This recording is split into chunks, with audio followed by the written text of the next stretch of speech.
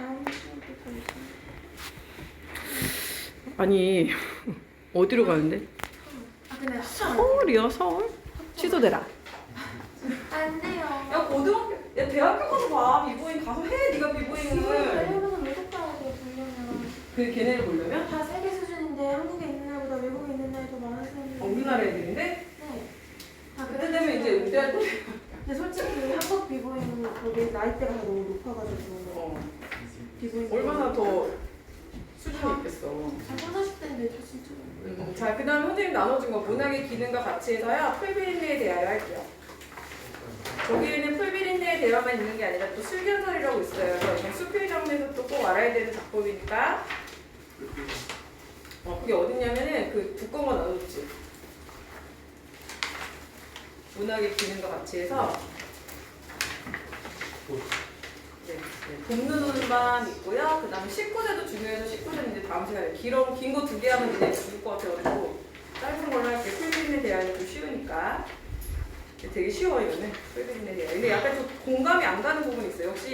역시 글을 쓰는 사람들의 감수성은 선생님은 사실 국문과 출신이 아니잖아. 나는 국어를 전공하긴 했지만 저기 이중 전공하긴 했지만 원래 나는 교육학과 출신이야. 그리고 교육학과에 들어가 연대 같은 경우 교육학과에 들어가서 이제 자기가 과목을 정해가지고 선생님 되는 거거든요. 그 선생님 만약에 수학 전공을 했으면 수학 선생님 되는 거고 사회 전공을 하면 사회 선생님 되는 거야. 수학은 안 했겠지만. 근데 난 다음 생에 태어나면 수학 선생님 하더라고. 수학 선생님 진짜 좋잖아. 수학 선생님은 그 교재가 바뀌어도 달라질 게 없어. 그리고 이 학교 저 학교가 시험범위 순서는 좀 다를 수 있어도 다른 내용이 아니잖아. 미적분이면 똑같은 거잖아. 교과서가 달라도. 국어는 어떻지? 영어가 7강이야 영어. 국어는 그래도 작품이라도 겹치지. 영어는 진짜 대박이야 영어는. 그래서 원래 국어가 국정교과서였어요. 알아요? 국정교과서 뭔지 알아? 한 종류였어 한 종류. 그치? 그랬으면은 이제 우리가 다 똑같은 걸 했겠지. 그렇지만 그러면 또 그거대로 또 다른 걸 했겠지만 어쨌든 되게 좋았죠 그때는. 이거는 뭐 이러다 또 바뀌어요 교과서가. 풀리네. 얘들아 혹시 이 작품 아는 사람? 이름도 알아야 되는 거 아니야? 이건 처음 들어? 자, 풀비린내에 대하여 누가 쓰셨냐면은 나이덕 선생님이 썼어요. 요즘에 나이덕 선생님이 되게 핫해. 여기저기 많이 나와. 이분 시도 쓰시고 막 그래가지고 못 위의 잠 이런 거 모르는데? 모르니? 모른다고 치고 나이덕 선생님. 자, 이분은요 되게 하여튼 요새 많이 나오는 그런 작가니까 좀 잘 알아주시면 좋겠고요. 자, 일단은 요즘 들어서 이분은 이제 나이 자체가 이렇게 되게 많은 분이 여러분 부모님 나이 정도 됐거든요. 그 정도 될 거예요. 그래서 현대 작품이에요, 현대 작품. 볼게요. 얘는요 수필이요, 수필. 자, 수필의 특징. 수필 하나도 안 어려워요. 쭉 따라가. 수필의 특징이 뭐예요? 배웠잖아요. 교술관리잖아요. 교술관리. 이거 또 해야 돼요? 이거 안 해도 되죠? 교술관리의 특징. 개성의 문학. 개성의 문학 이거 형식. 무형식의 형식. 무형식의 형식이 뭐야? 특정한 형식이 없어. 형식이 없고 개성의 문학의 이유는 다른 작품들과 달리 뭐냐면 글쓴이 자체가 주인공이에요. 말하고 있는 사람이 주인공이고 그게 다 글쓴이고 작가예요. 다 자기 이야기입니다. 그래서 개성이 들어있는 문학 정도 아시면 되고 여기서 핵심은 뭐냐면 교술관례라고 하는 건요. 보통 어떤 경험이 등장해요. 체험이라고도 하죠. 경험을 통해서 어떤 대상을 얘기하거나 대상의 어떤 속성에 주목하거나 어떤 경험 같은 걸 주목을 해요. 그 다음에 일반인들은 그렇게 하지 않아. 그냥 지나갈 일을 이 사람들은 꼭 뭘 하냐면 성찰해, 성찰. 어떤 대상이나 어떤 경험을 얘기해. 경험 안에서 어떤 대상을 만나기도 하고요. 자, 그래서 이런 것들을 통해서 생각을 합니다. 생각, 깊이 있게. 깊이 있게 생각을 한 다음에 뭐예요? 깨닫게 되죠, 깨닫는. 그것을 교훈으로 전달한다는 특징이 있습니다. 알겠죠? 그래서 우리는 여기서 교술관례를 니네가 접할 때는 이 사람은 뭘 경험했지? 뭘 제시하고 있지 지금? 예를 들면 파추 같은 거다 그러면 파추 이렇게 입이 넓은 식물을 말하는 건데 이 잎이 넓은 식물을 기르면서 일어나는 일이거든요. 제목이 파추야. 그럼 뭘 얘기하고 싶은 거지? 파추라는 애를 등장시켜. 화초에 갖고 있는 속성을 막 말해. 그치? 그런 다음에 뭐야?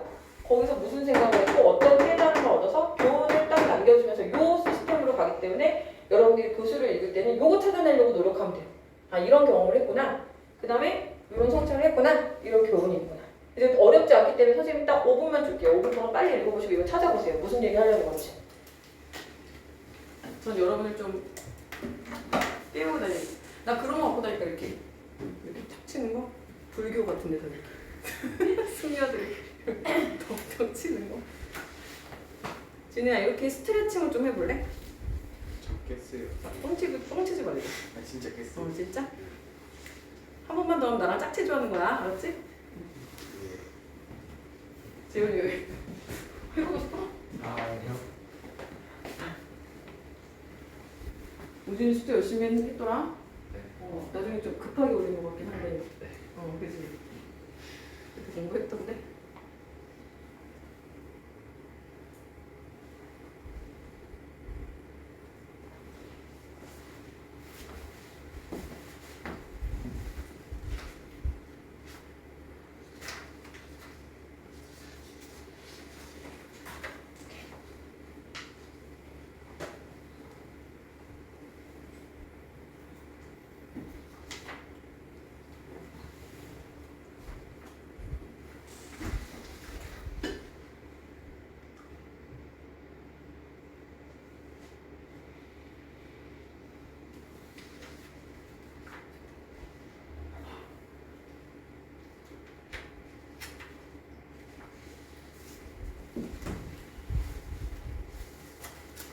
이건 필요 없다. 얘들아. 3분만 주면 될 것 같아.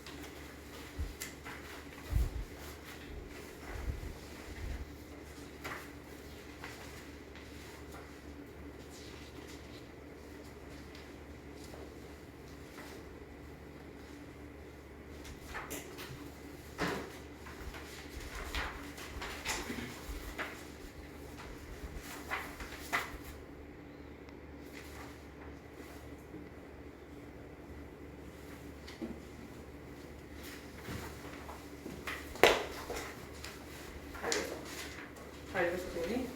아니야?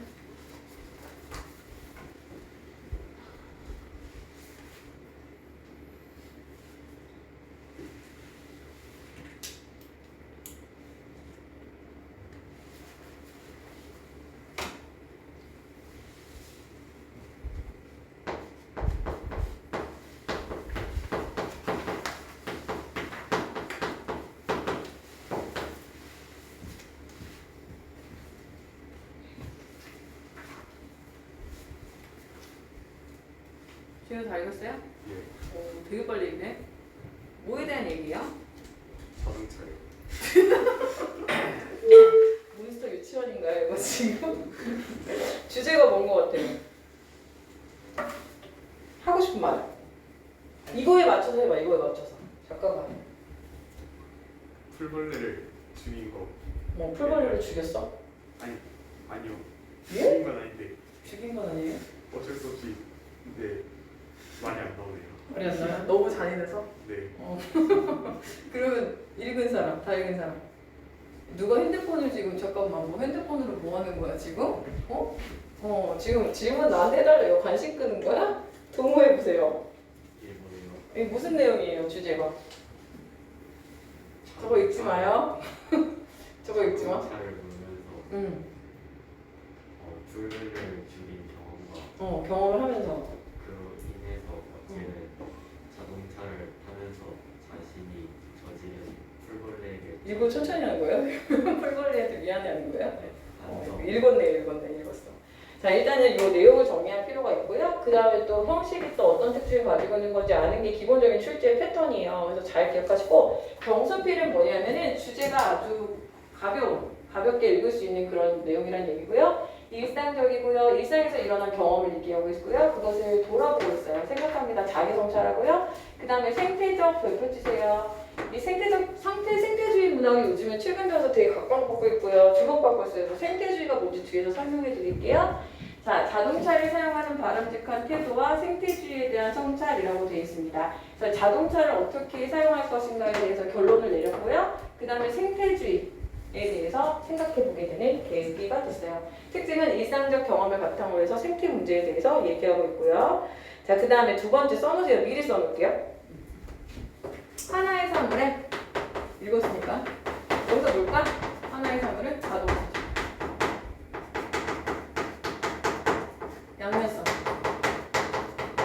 양면성을 제시하고 있다는 특징이 있고요. 양면성을 제시하고 있고 세 번째 통념에 대한 비판.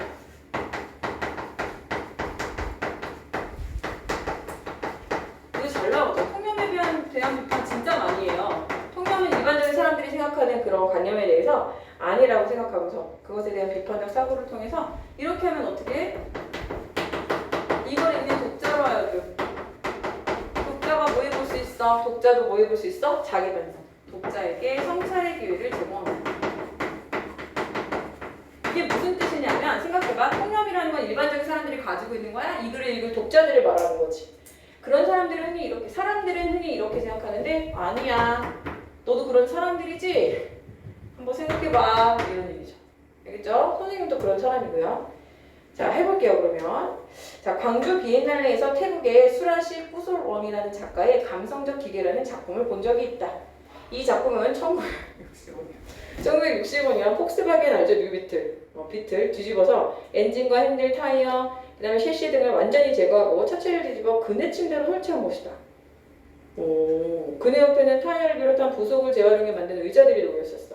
차체로 만들어진 그네 침대 속에서 아이들이 텔레비전을 보고 있는 동안 나는 타이어를 쌓아 만든 의자에 겉어앉아 그 감성적 기계를 바라봤다. 오른쪽에 그림 있죠?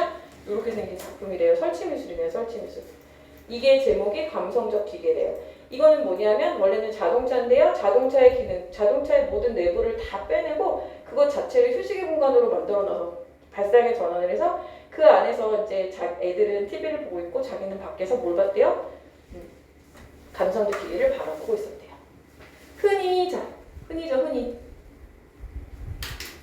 흔히가 뭐야? 달리는 무기.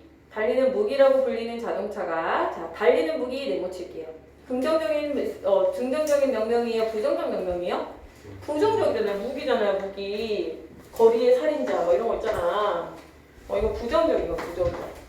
자동차를 비롯한 부정적 특성이 달리는 무기라고 불리는 자동차가 완전히 해체됨으로써 새로운 용도로 거듭난 모습은 예술고유의 전복성을 보여줄 뿐만 아니라 자동차에 대한 새로운 생각을 곱씹어보게 했대. 자, 그럼 여기 지금 여기까지 무슨 내용이야? 뭐 보러 갔어? 광주 비엔날레 가서 태국 수라시 꾸소롱이라는 사람의 감성적 기계, 자동차의 모든 것을 통념을 뒤집고 바꿔놓은 그 모습을 보고서 지금 얘기하고 있는 거예요.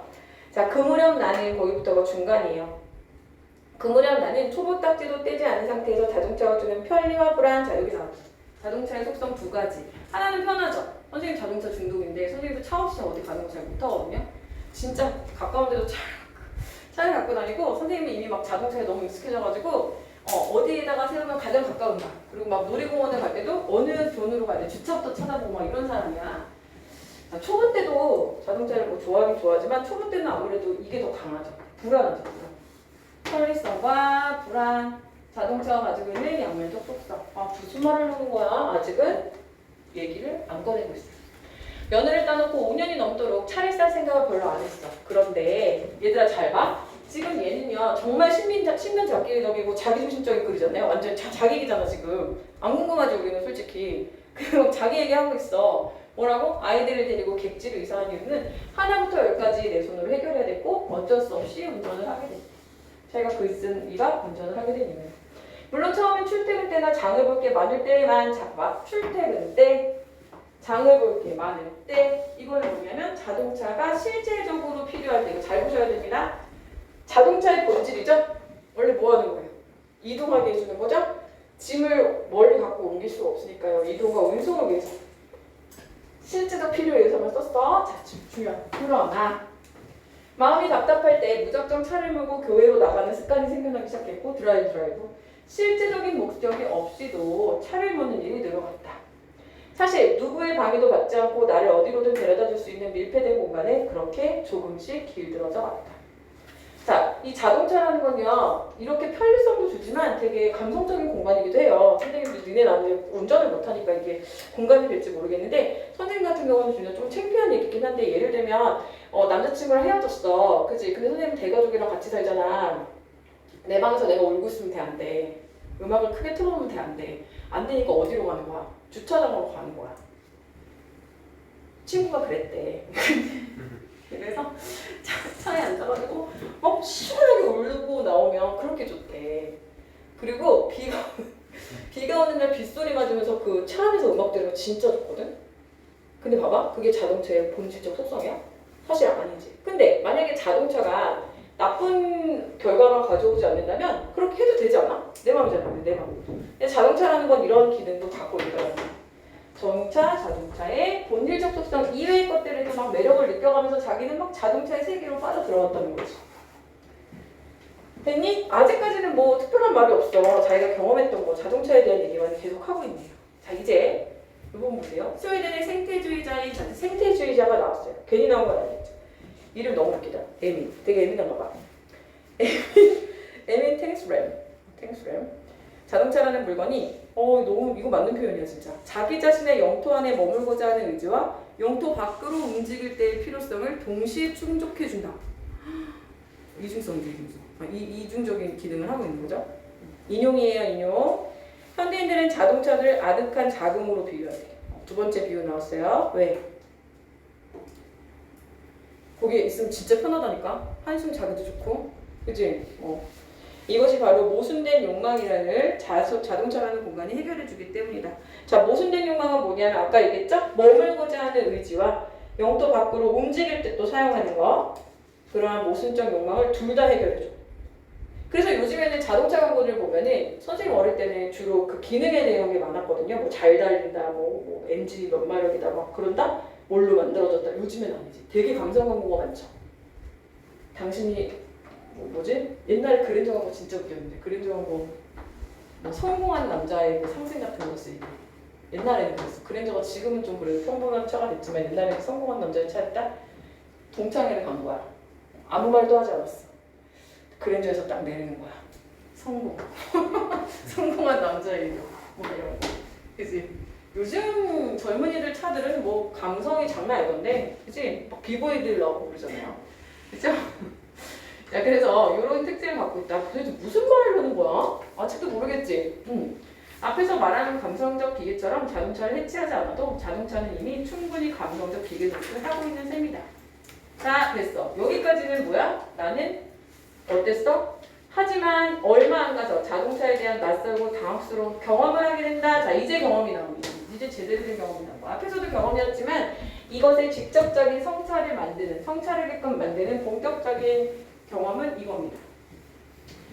이 경험이 뭔지를 잘 보셔야 돼요. 갑자기 서울에 갈 일이 생겼는데 주말이라 차표를 구할 수 없었어. 몇 번을 망설이다가 나는 초보 주제에 식구들을 태우고 더 어디를 갔어? 고속도로를 달리게 됐어. 여기 별표 치세요. 되게 중요해. 이 경험을 기준으로 경험의 전과 후로 나누게 돼요. 자, 그래서 자동차에 대한 글쓴이 인식과 태도가 바뀌는 경험, 어떤 경험인지 확인해 볼게요. 차표 못 구해가지고 갔어. 긴장을 해서인지 무사히 서울에 도착해서 일을 보고 다음날 밤 광주로 내려올 수 있었다. 그런데 밤에 고속도로를 달리는데 밑줄 차창에 무언가 타닥타닥 부딪히는 소리가 났다. 처음엔 그저 속도 때문에 모래 알갱이 같은 게 튀는 소리라니 했는데 이게 너무 니네 이게 나비만한 하루살이 알아? 진짜 실물한 이만한 거? 그지? 이렇게 생긴 거 막 물가 쪽 가면 진짜 심해. 선생님 옛날에 한강변 쪽에 살았거든. 지금은 이사 갔는데 그때 이제 하루는 진짜 길에 저게 뭐야? 그런데 막 진짜 따닥따닥 빼곡히 진짜 그런 적 있어. 장마 때 난리가 났어요. 그 동네가 완전히 지하주차장 차에 다 붙어있고 막 그랬었거든. 이런 게 차가 엄청 세게 달리면 얘네가 그걸 못 견디고 막 와서 부딪혀가지고 못 피하고 그냥 부딪혀가지고 다 죽어버리는 거야. 그걸 말하는 거야. 풀벌레가 와서 차체에 부딪혀서 죽는 소리야. 처음엔 그저 속도 때문에 그런 줄 알았대. 다 바로 알 텐데 막 터지는데. 징그러. 다음날 아침에 출근하려 하는데 유리창은 물론이고 앞 범퍼에 푸르죽죽한 것들 내버쳐 있죠? 이게 뭔데요? 그쵸. 수많은 풀벌레들. 콩콩지가 아니라 수많은 풀들의 잔해였어. 마치 거대한 모터 위주의 두껍게 쌓여있는 먼지 뭉치처럼 그것을 닦아내려다 나는 지난밤 엄청난 범죄라도 저지른 사람처럼 손발이 호들호들 달려서 도망치듯 세차도 좀 오빠 같지 않아요? 내가 너무 잘해. 감성이 보통 감성이 아니야? 징그럽긴 하지. 징그럽긴 하지만 아무튼 이분은 그랬대. 풀벌레의 죽은 잔해를 보고 이 사람은 엄청난 죄의식과 충격을 느꼈대. 그러나 세차기제의 물살에도 옮겨붙어서 풀벌레들의 흔적은 완전히 지워지지 않았어요. 이거 마트 가면요 풀벌레 제거하는 그 액체도 판대요. 난 안 해봤지만 운전대를 잡을 때마다 풀벌레는 몸서리치는 기억으로 남았고 나는 손을 씻고 또 씻었다. 자 얘들아 그럼 결국은 여기서 말하는 그 푸르죽죽한 것들 그리고 여기 두껍게 쌓여있는 먼지 뭉치처럼 이거 다 뭐예요? 그렇죠. 비유를 했고 이 사람은 결국은 무슨 경험을 한 거예요? 자동차를 막 운전을 하고 가다가 풀벌레들을 내가 다 죽이는 경험을 한 거예요. 그게 되게 충격적 경험이었던 거야 이 사람은. 손을 씻고 또 씻었다 이건 뭐야? 기억을 지우고 싶고 이 죄책감을 막 지우고 싶은. 됐어요? 이 경험 정리됐죠? 이 경험을 통해서 이제 무슨 생각을 하게 되는지가 너무 중요합니다. 중요해요. 자 그래서 어떻게 되느냐 그래서 이게 풀비린내에 대하여인 거야. 알겠지? 풀비린내는 몸서리치는 기억으로 남았대. 시속 100km 정도의 속력에 그렇게 많은 풀벌레가 짓이겨졌다는 것도 믿기 어렵지만 살상의 경험 네모칠게요. 살상의 경험. 이 사람은 이걸 단적으로 뭐라고 말했냐면 이 경험을 살상의 경험이라고 얘기하고 있어요. 자동차를 통해서 생명을 죽이는 경험을 한 거죠. 그래서 자동차에 대한 생각을 정리하면서 성찰하게 된 계기가 바로 그 살상의 경험인 거예요. 자, 운전자들이 초경처럼 겪었으려는 사실이야말로 나에게는 예상치 못한 충격이었다. 자, 나왔다. 인간에게 안락한 공간이 다른 생명을 해칠 수도 있다는 자각. 이것이 그제서야 찾아왔다. 반성과 성찰입니다. 자동차를 이렇게 생각해야 돼요. 그 이전까지는 이 일을 겪기 전에 자동차에 대한 반상을 자기가 얘기했죠. 비엔날레에서 봤던 자동차의 이미지. 그리고 자기가 자동차를 초보 때부터 물면서 자기가 자동차를 대했던 경험들. 이것을 얘기해 놓고 왼쪽에 정리되어 있죠? 자, 자동차에 대한 글쓴이의 생각과 태도, 풀비린내 사건 이전이라고 되어 있어요. 이전에 처음 운전을 하게 됐을 때는 어떻다고 그랬어요? 이중적인 마음이 있다고 그랬어요. 편리와 불안을 동시에 느꼈다고 했어요. 필요할 때만 가지고 다니다가 익숙해지니까 무작정 막 차를 몰고 다녔고 사실 차라는 공간은 이런 실제적인 목적이 없이도 차를 모는 일, 나에게 어떤 안락함도 주고 나만의 개별적인 어떤 공간도 주고 그죠? 아까 여기 뭐라고 하면 모순적인 그런 욕망을 추구시켜주는, 추구할 수 있게 해주는 그런 속성을 갖고 있는 자동차에 즐겼었어요. 그러다가 이 경험, 살상의 경험을 통해서 어떻게 됐어요? 이거 다 중요해요. 여기 차체에 부딪혀 죽은 풀벌레의 잔해를 보면서 내가 작은 생명체를 죽였다라는 그 죄의식 너무 충격적인 체험을 해요. 살상의 경험. 이걸 통해서 나는 달라집니다. 됐죠? 성찰의 계기예요. 자, 그래가지고 이제 풀비린내 그 살상의 경험을 통해서 자, 끝으로 갈게요. 끝을 보시면 옛날 티베트, 자 이게 중요하죠. 옛날 티베트의 승려들 얘기를 해요. 대박이야 이거. 자 그럼 이 사람은 자기의 어떤 그 주장을 효과적으로 전달하기 위해서 메시지를 효과적으로 전달하기 위해서 예술 작품도 끌어왔고 티베트 승려 예를 들었어요. 지금 아는 게 많아서 그래요. 아는 게 많은 분이라. 자, 그래서 티베트의 승려는 어떻게 했대요? 여러분 상상이나 가십니까? 공기 중에 미생물을 내가 말하다가 죽일까봐 얼굴에 7겹의 천을 두르고 다녔어요.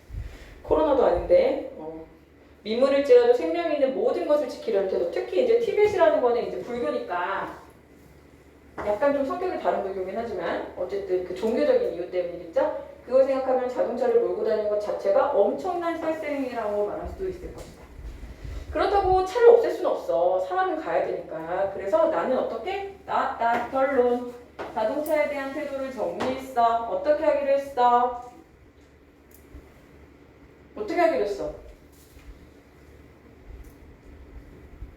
성우야 어떻게 하기로 했어? 집에 안 가. 안 가기로 했어? 네 정리했어 집에 안 가기로? 차를 어떻게 하기로 했어? 최소화하고 의존도를 낮추는 선에서 타협한다는 거야. 그리고 그 감성 느끼기에 편안함이 길들여지는 순간마다 계속 뭘 떠올려? 풀비린내가 아니라 피비린내를 불러올 수도 있다는 내 경험을 계속 떠올린다는 거야. 그래서 이제 내가 내린 결론은 뭐냐면 자동차한테 약간 매료가 돼서 자동차를 막 즐길 때도 됐고 막 자동차를 막 절찬리에 사용도 했었는데 풀비린내 그 살사의 경험을 겪은 이후로 이런 생각을 하게 됐다는 거죠. 됐죠? 운전을 시작하기 전까지 나는 걷기 예찬자였고 인공적인 공간보다는 자연 속에 머물기를 좋아했고 이런 사람이 있었고 사실 친구 중에도 있어. 난 다 반대야. 근데 요즘 나이 드니까 약간 자연은 좋아지는 것 같긴 해요. 근데 일단 자연을 가도 나는 이게 캠핑 같은 걸 안 좋아해. 씻지도 못하고 제대로 벌레도 많고 그래? 어릴 땐 되게 많이 해. 어릴 때 선생님 어릴 때는 니네는 지금 캠핑 도구 같은 게 되게 좋잖아. 선생님 때는 그런 게 잘 없으니까 텐트를 치러 가도 있잖아. 그렇게 니네 원터치 이런 게 어딨어. 옛날에 하나하나 다 껴가지고 하는 거야. 그래도 그렇게 재밌었어. 그리고 울퉁불퉁 막 바위 위에서 그냥 막 쳐. 그럼 아침 일어나면 이런 데 막 등 쓰시고 이런 추억이 있죠. 근데 이제 너무 나이 먹었지. 자연 속에 머무는 걸 좋아했었고 차를 소유하고부터는 생태적인 어떤 발언도 할 자격이 없다는 이러면 봐봐 일반인들하고 이렇게 다르다? 이렇게 깊이 있게 성찰하는 사람들은 내가 차를 가지고 있다는 것만으로도 생태적인 발언을 할 자격이 없다는 생각이 든다는 거야. 그 정도.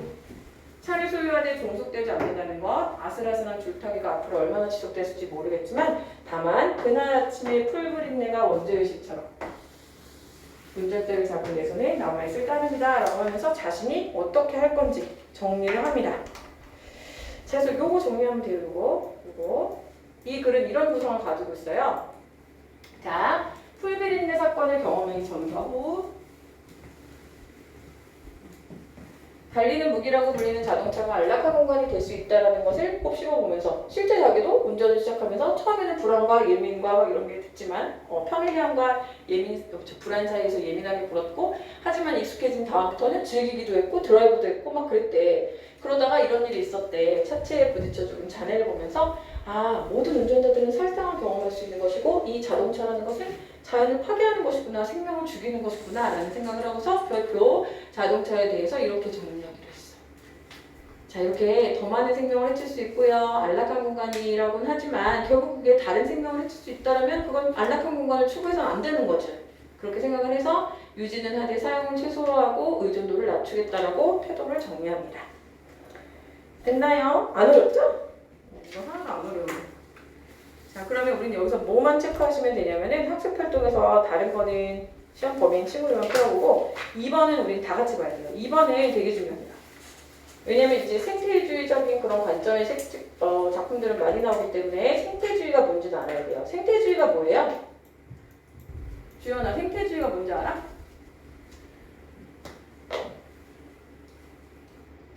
뭔 거 같아?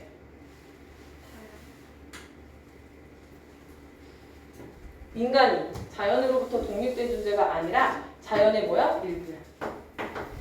그럼 인간에게는 어떤 의무가 있어? 자연을 지킬 의무가 있는 거죠. 그죠? 내가 자연을 내가 막 마구 이용할 수 있는 존재가 아니고 자연은 지켜줘야 되는 그런 존재예요. 자, 여기서 중요하죠? 생태 중심주의 윤리는 모든 것은 인간의 편리성을 기준으로 접근해서는 안 돼. 자연 그대로를 존중해야 한다는 뜻이에요. 알겠죠? 생태주의가 뭔지? 요즘에 이런 게 부각되는 이유가 뭘까요? 뭘까요? 왜 그럴까요? 왜 이거 갑자기 막 생태주의가 막 나올까요? 그쵸. 환경오염이 심각해서 그래요, 지금. 환경오염이 심각해서. 저기 어디야, 거기? 어디? 인도? 인도 지금 난리 났던데? 벌써 4월, 5월 때부터 지금 40몇 도래, 40몇 도. 그냥 탄대, 완전히. 지금, 진짜 무서워. 진짜 무서워. 내가 보기에는 지금 코로나도 그렇지만, 문명화되지 않은 나라들이 겪어야 되는 고통은 이루 말할 수도 없을 것 같아, 진짜. 니네 막 45도라고 생각해봐, 50도. 살 수 있니? 근데 거기서 일도 하고 막 그러잖아.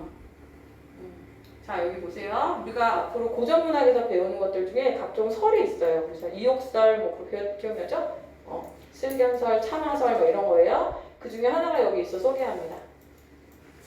자, 여기는 뭐라고 되어 있냐면 이 뭔지 알아? 이가 뭐라고 설명해야 되지? 옛날에 그 기생충인데 진짜 이거 조금 진짜 조금 뭘걸?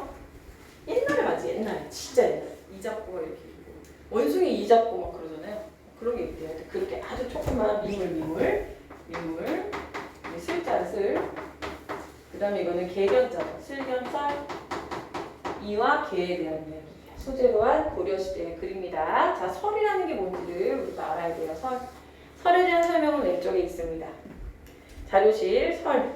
고려 중기 문인인 이규보가 쓴 설입니다. 설이라 하면 한문학 양식의 한 갈래고요. 일종의 수필 같은 거예요. 네, 중요해. 특징 2단 구성이에요. 2단 구성. 2단 구성에 기억해놔요. 설은 한문 수필이라고 보시면 되는데 2단 구성이에요. 그래서 앞부분에서는 어떤 내용을 설명을 해주고 뒷부분에 자기 의견을 얘기해요. 이게 뭐 경험이 될 수도 있고 그냥 단순한 진술이 될 수도 있고 그런데 앞부분에 여기서는 그래서 사물의 이치를 쭉 풀이해 준 다음에 뒷부분에서 자신의 의견을 덧붙입니다. 알겠죠? 그래서 이 글은 이와 슬과 견의 죽음을 화제로 삼아서 나그네와 가가 자 밑줄 대화하는 형식 이것도 참 많아요. 고전 수필에서는 대화 형식이 되게 많습니다. 고전 수필 보면 대화 되게 많죠. 수어제기도 그랬고 통곡할 만한 자리도 그랬고 대화를 되게 많이 해요. 그러면 그 중에 거기서 대화를 나눈 사람은 꼭 희생되지. 생각이 짧은 애로. 보통 생각이 짧은 애가 등장해. 아니지 않습니까? 막 이래. 그러면 이거 이렇다. 그런 인물을 등장하는데 여기도 그래요. 여기도 누가 생각이 짧게 해요. 나그네가 희생됩니다. 자, 오늘 나그네가 이렇게 얘기해요. 자, 그럼 보통 얘네들이 뭐냐면 이 나그네라는 애가 대화할 건데요. 나하고 대화할 건데 얘는 일반적 통념을 갖고 있어요. 보통 생각이 짧은 애로 등장해요. 일반적 사고를 갖고 있습니다. 얘들아, 그럼 그걸 그대로 쓸 거면 이게 무슨 슬견설 이런 게 남겠니? 아니겠죠? 그거를 깨주니까 슬견설이라는 설이라는 게 남겠죠? 나라는 인물을 이거를 쓴 사람이겠죠? 얘는 어떤 사람이야? 통념에서 벗어나서 누가 들어도 오 이런 얘기가 들 정도로 뭐예요? 더 큰 진리를 이야기하는 사람입니다. 이런 사람. 어제 저녁엔 아주 처참한 광경을 봤습니다. 어떤 불량한 사람이 나쁜 사람이라는 얘기죠. 마이너스 큰 원둥이로 돌아다니는 개를 쳐 죽이는데 아이고 보기에도 너무 참혹해서 실로 마음이 아파 견딜 수가 없었습니다. 그래서 이제부터는 개나 돼지고기를 먹지 않기로 했습니다. 그러니까 선생님 개고기를 못 먹거든? 난 사실 개를 그렇게 좋아하는 것도 아닌데 그냥 개고기는 못 먹겠더라? 그 친구 동생이 그러는 거야 나더러. 근데 손은 왜 먹니? 맛있어. 웃겨. 근데 걔는 손을 못 먹겠어. 그래서 옛날에 우리 이모 댁에 토끼를 기르는데 이모가 이제 전원주택에 사셨는데 우리 엄마가 이제 거기만 갔다 오면 토끼 고기를 한 마리씩 얻어와. 못 먹지 나는 이거를. 못 먹어. 나는 못 먹고 우리 아빠는 잘 드시는데 엄마가 어느 날 갔다 오더니 이제 약간 이렇게 닭고기처럼 생겼다고 요리를 해놓으면 먹어봤어? 멋이 똑같아 닭고기랑? 비슷해요. 비슷해? 근데 내가 엄마가 그냥 그날따라 성경아 닭고기 먹어 계속 그러는 거야. 엄마 이거 토끼지? 그 엄마가 아유 무슨 토끼야 닭이야. 그래서 날개 어딨어? 근데 세보니까 다리가 4개인 거야. 아무튼 너무 웃겨. 그래서 이 사람도 뭐라고 그러냐면 너무 잘했대. 그래서 나 이제부터 개나 돼지는 먹지 않겠다고 얘기해. 자 그럼 질문. 그렇게 그 말을 듣고 나서 나는 이렇게 대답했다. 규현이 뭐라고 대답해? 네 생각. 솔직히 말해봐. 쉽게 되겠니? 재훈아 너는 뭐라고 말해줄 거야? 여기서 이 얘기를 들었어. 아무 말도 안 할 거야? 말해야 돼 굳이? 이게 일반적인 사람들이야. 알겠지? 성우는 뭐라고 말할 거야? 오늘 돼지 먹을래? 진우는 뭐라고 할 거야? 아무 말도 안 할 것 같아? 예. 그래. 일반인들은 그래 이럴 거야? 알았어. 근데 봐봐, 그게 일반적인 사람들이에요. 근데 이분은 어떤 사람이야? 통념에서 벗어나야 되지. 우리는 상상도 못한 얘기를 할 거야. 그래서 어떤 사람이 불이 이글이글하는 화로를 끼고 앉아서 이를 잡아서 그 불 속에 옛날에 이랬나 봐, 그치? 이를 잡아가지고 화로에다 태워 죽였대. 나는 마음이 아파서 다시는 이를 잡지 않기로 했대. 그 나그네는 실망한 듯한 표정으로 아 뭐야 이랬다는 거야. 아니 이는 미물 아닙니까? 조금만 하찮은 거 아닙니까? 나는 덩그렇게 크고 육중한 짐승. 자 여기서는 아주 유치하지만 만약에 가끔 이제 내신에서는 뭐 물어보냐면 큰 것과 작은 거 구분하는 거 나오는데 뭐 그건 여러분 안 틀리겠죠? 설마 그거 안 해도 되죠? 이는 조그만 거, 이건 큰 거, 큰 거. 불쌍해서 여기 한 말인데 당신은 구태여 이를 예로 들어서 대꾸라니 나를 놀립니까? 비웃는 거냐? 이렇게 얘기하는 거지. 라고 대들었다. 나는 좀 더 구체적으로 설명할 필요를 느꼈다. 근데 이 사람이 이렇게 화가 난 이유는 뭐예요? 이거지 이거. 개와 이의 죽음이 다르다고 인지하고 있는 거야 이 사람은. 그치? 미물이랑 커다란 덩치가 큰 생명체를 다르다라고 얘기하는 거야. 자 그래서 이 사람 말했어. 무릇 피와 기운이 있는 것은 사람으로부터 소, 말, 돼지, 양, 벌레, 개미에 이르기까지 모두가 자 이게 뭐냐면 피와 기운이 있다는 건 이 유기체에 피가 흐르고 기운이 있다는 거, 생명이 있다는 거지. 생명이 있다면 그게 소든 말이든 돼지든 양이든 벌레든 개미든 조그만 미물에 이르기까지 별표 모두가 한결같이 살기를 원하고 죽기를 싫어합니다. 어째 큰 놈만 죽기를 싫어하고 작은 놈만 죽기를 좋아하겠습니까? 그런즉 개와 이의 죽음 같은 것입니다. 이 사람의 사고방식이야. 살고 싶어한다 이런 애들은. 생명이 있는 애들은. 그래서 예를 들어 큰 놈과 작은 놈을 적절히 대조하는 것이지 당신을 놀리기 위해서 한 말이 아닙니다. 내 논점은 큰 놈이든 작은 놈이든 다 살기를 원한다. 그러니까 같다. 생명은 소중하다. 이 말을 하는 거다. 당신이 내 말을 믿지 못하겠으면 당신의 열 손가락을 깨물어 보십시오. 커다란 엄지만 아프고 조그만 손가락은 안 아픕니까? 한 몸에 붙어있는 큰 지절과 작은 부분에 골고루 피와 고기가 있으니 그 아픔은 같은 것입니다. 하물며 자 이건 뭐냐면 한 몸에 붙어있는 지절이라는 건 한 몸에 붙어있는 하나의 생명체에 붙어있는 손가락도 다 같은데 하물며 각기의 기운과 숨을 받은 자 즉 생명체로서 어찌 저놈은 죽음을 싫어하고 이놈은 좋아하고 쟨 죽어도 되고 얜 죽으면 안 되고 이런 게 있습니까? 당신은 물러가서 눈을 감고 고요히 생각해 보십시오. 그리하여 달팽이의 뿔을 샘뿔과 같이 보고 얘 조그만 것은 민물 조그만 거, 얘 큰 거, 메추리를 조그만 거, 큰 거, 대부 동일시하도록 해보십시오. 연후에 나는 당신과 함께 도를 이야기하겠습니다. 라고 했다. 자, 이 글을 통해서 글쓴이가 말하고자 하는 바는 뭐예요? 뭐예요? 네? 모르겠어요? 아니 무슨 얘기예요? 이거 하고 싶은 말이 뭐예요 이 사람이? 모든 생명은 소중하다. 그 다음에 하나 더 생각해보세요. 여기 보시면 보세요. 선입견을 버려라. 그리고 본질을 봐라. 본질. 걔도 다 뭐야? 피와 기가 있는 모든 생명체라는 점에서는 그 본질이 같다. 그지? 그러니까 그것이 다름이 있지 않다. 그러니까 선입견을 버리고 본질을 봐라. 결론은 모든 생명은 소중하다. 이렇게 된 거죠. 자, 오른쪽에 해제 보세요. 선입견을 버리고 본질을 올바르게 파악할 것을 깨우치는 학문수 필로서 대조정 예시 별표예요. 대조정 예시를 썼어요. 자, 그 다음에 2번 풀빈에 대하여의 생명을 바라보는 것과 이 슬견설의 공통적인 관점은 모든 생명이 차별 없이 소중하다는 생태주의적 관점이죠. 알겠죠? 그러니까 거기 풀벌레 그 조금 죽은 것까지 다 신경 쓰는 아주 훌륭한 그런 사람이죠. 선생님 그것 때문에 차를 안 쓸 것 같진 않은데. 난 근데 그렇게까지 많이 막 차로 벌레를 막 죽여보. 근데 로드킬은 끔찍해. 나도 이 사람이랑 수준이 똑같네. 로드킬은 너무 끔찍한 거 같아. 본 적 있어요 로드킬? 된 거? 죽은 거야. 그 사체가 아까 앞에 있어. 운전하다 진짜 너무 무서워.